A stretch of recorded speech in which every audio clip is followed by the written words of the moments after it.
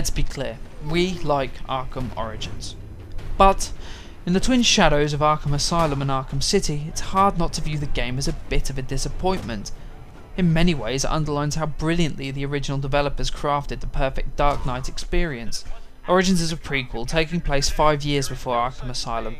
The single player campaign is set during Christmas Eve, as Black Mask attempts to take over a Gotham underworld that's still unfamiliar with the newer breed of supervillain at this point.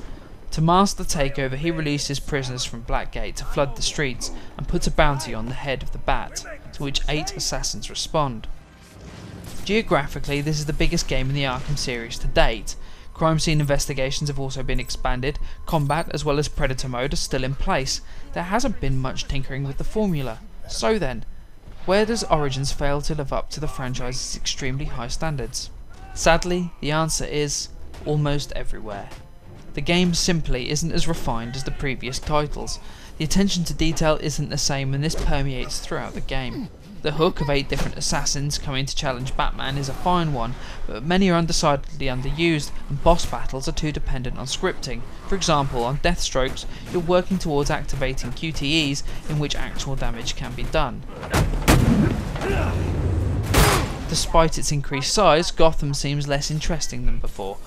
Arkham City made a point to slowly introduce the different neighbourhoods and concentrated the story in specific areas so that you'd learn the layouts. In Origins, they're a blur as you crisscross the city from one objective to the next. And that flags the traversal issues. What buildings you can climb up onto is arbitrary, and there's not any subtle colouring to emphasise them.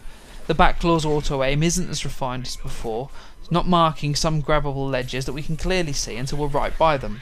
It makes travel across the city less elegant. The biggest issue though is the tweaked combat system.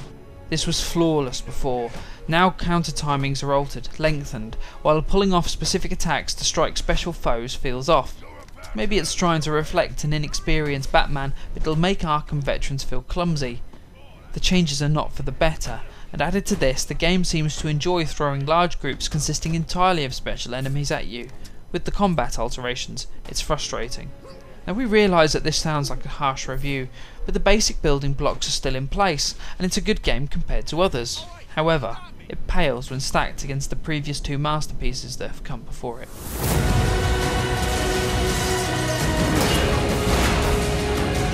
I'm gonna dedicate every waking minute to tracking you down and taking you out.